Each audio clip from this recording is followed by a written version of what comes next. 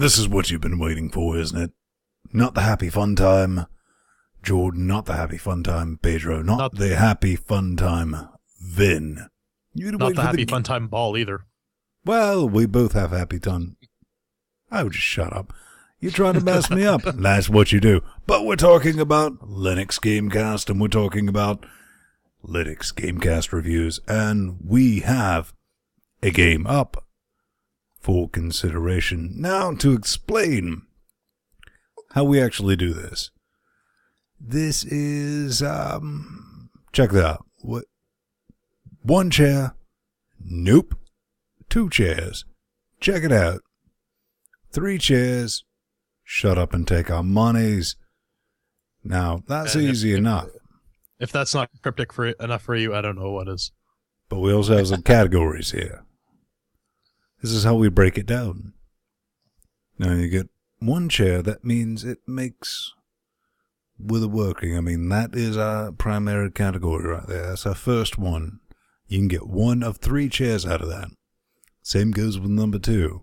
Makes with a shiny or sounds. That's graphics performance or audio performance. And number 3, our only subjective category. Does it control?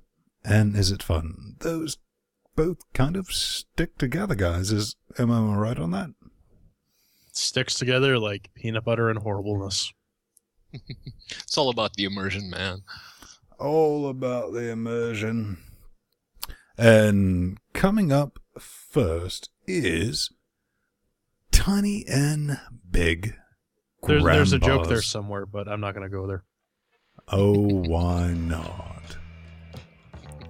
That just sounds horrible, but released on June 19th, 2012 by Black Pants Studios, it's a comic-style jump-and-slice platformer with a unique ability to shape a whole world at your will. For example, you get to cut shit up with a friggin' laser. Now the requirements, pretty simple. Core 2 Duo, Athlon X2, that'll do you, 2.4 gigahertz. GeForce 8800 series, Radeon 2900 or better. Tested on Linux and Ubuntu, Fedora, and Ubuntu. This is available for $9.99 on Steam, Good Old Games, or GOG as they like to be called now, Gamersgate. Amazon box copy is also up for grabs. So, we gotta get started. Yeah, does it work? Does it make with the workings? Well, for me, bam, right there, out of the box. We love these type of games. It worked, no issues whatsoever. We're playing it under Steam, mind you. Works. 3. 3? 3 chairs it is. Oh man, I'm kind of worried now. I'm quivering with anticipation. Pedro? Yeah, because for me it was just push install, push play. 3 chairs. 3 chairs. Now, right there. Let's be honest, it's not something we normally encounter on Linux Gamecast Weekly now, is it, guys? Well, it's been fairly typical with the Steam games, which, I mean, I'm pretty impressed with that. Go Steam. Fair enough. What's our second category, Master Svang? Is it shiny? Does it shine? Does it sparkle, glisten, and sound pretty? Well... And, Ben, what do you think? Let me put it to you like this. I kind of got my notes over here to the side, so I'll try to put it... I dig the art style, the graphics. To be honest with you, they're nothing impressive. They're still shiny. I dig that. Textures are clean, animations smooth, runs good in my box, really gives you the feel of being in a massive world, which it should, because there's not an obsessed loading time, but, you know, on an octa-core box, it should do that on SSDs, which takes a bit longer than you would expect.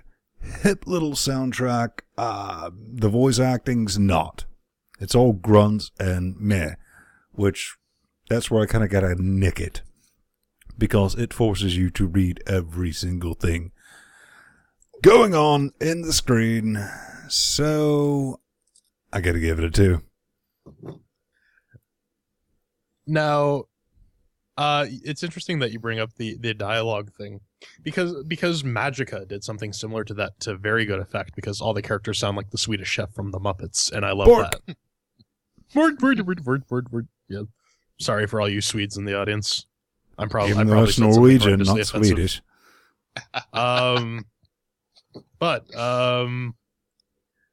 Anyways, yeah, the graphics were pretty good. Like, a lot for Linux fare, they're pretty good. The soundtrack's all right. I didn't dislike it. But it's nothing balls to the wall spectacular, so I'm gonna give it a 2 as well. So you say a 2. Dos. A dos. And that is for our shininess. Now, What about the P-Man? what's the Mateus say? Well, I kind of like to mention this every week, but I did review games professionally, and You don't say. Yeah, Yeah. don't say. He And doesn't. I He actually loves got to toot his paid. own horn. I actually got So how come you no longer do it? because the magazine Got fired. closed. Fine. Yeah, but I actually got paid to critique games. I was supposed to point out every little thing that was wrong with it, and I'm glad I don't have to do that here, because I love the graphics. They managed to find that perfect balance between realistic. If you said San Jose and- Squaw, I was gonna. Je ne sais quoi. No. No, they found that perfect balance between realistic and stylized graphics, which was something that the guys from MindWedge, from the RC Minis Extreme racing game, remember? They tried to do it, they couldn't. But these guys, they nailed it, and it looks amazing. And as for the sound, I love the songs, I do. And if you explore, you can actually find a ton of tapes to keep the repetitiveness down to a minimum. So 3 chairs for me. But the kids these days aren't going to know what a tape is. Well, time for them to learn. So there it that was- is. Yeah. So let's rock on with that. That would give the overall 4 2.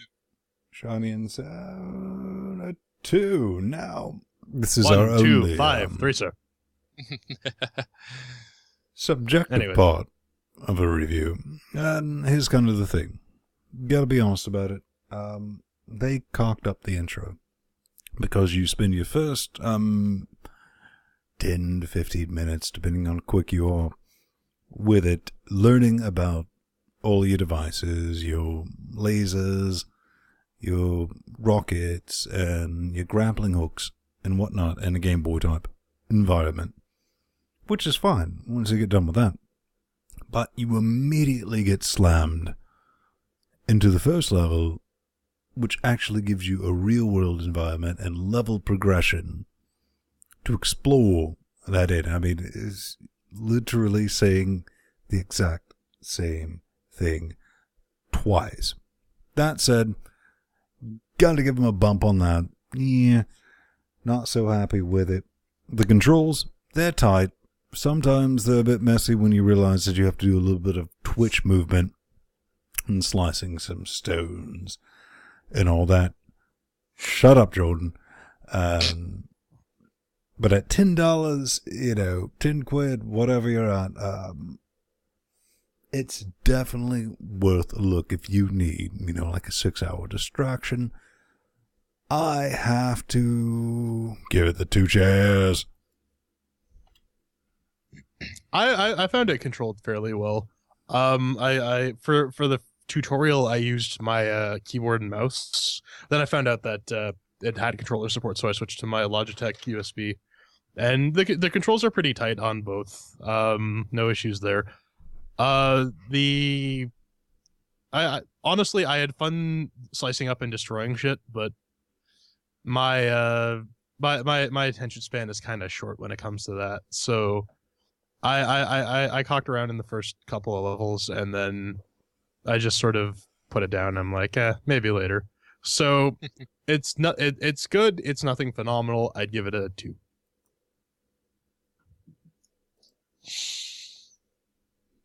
Well, I guess it comes down to me, and well, unlike Jordan, I could not get my thingy working properly. You mean and- a USB adapter? Yeah, you mean? But what, I you mean do this have guy? a USB adapter. It's right here. That's the problem. Your dongle. Whoops, can't say dongle. Oh. You sexist man. Yes. Anyway, no, that's the one issue I had with it. It's that I couldn't get it to work. They have controller support, and I know this thing works because Shank 2, which we talked about a few weeks back, it works fine with this controller. Tiny and big, not so much. So that's the only thing that that's really the only thing I have to say against this game, because it really reminds me of Uru, Ages Beyond Mist. And the environments, everything, it has that misty Uru feel. But there was one thing Uru didn't have that I love about this game, which is that frickin' laser, and you can cut everything, and it's awesome. A big freaking And- no! I liked it when you can like cut up large chunks of rocks and then slam a big ass rocket on there and then send it Yeah. flying. That was pretty fun.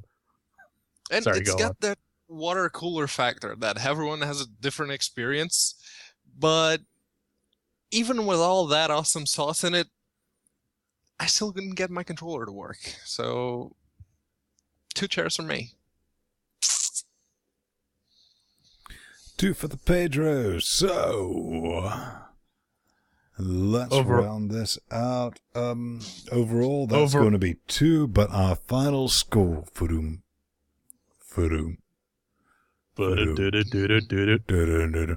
2 chairs. Jordan, So- explain what 2 chairs. 2 chairs means that means. it's worth your time to check it out. It won't cost you that much.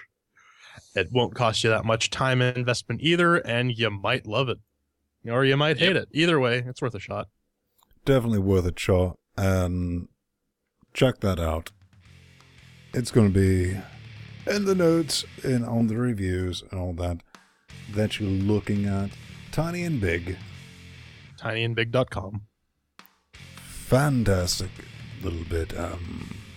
We don't normally recommend things like this, but have at.